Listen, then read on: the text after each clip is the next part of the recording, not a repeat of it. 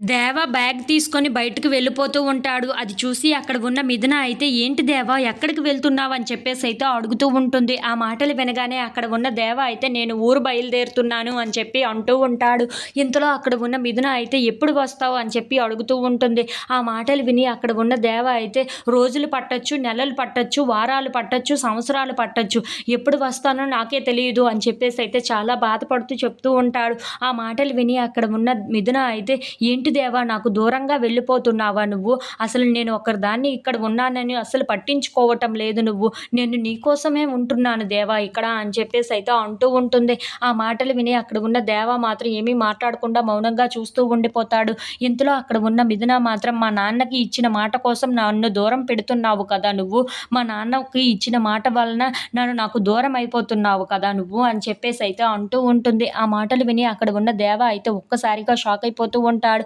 ఇంతలో అక్కడ ఉన్న మిథున మాత్రం, "నువ్వు లేకపోతే నేను ఇక్కడ ఎలా ఉండగలను చెప్పు? నువ్వు ఇక్కడి నుండి వెళ్ళిపోయిన క్షణంలో నేను అస్సలు ఉండలేను, బ్రతకలేను" అని చెప్పేసైతే అంటూ ఉంటుంది.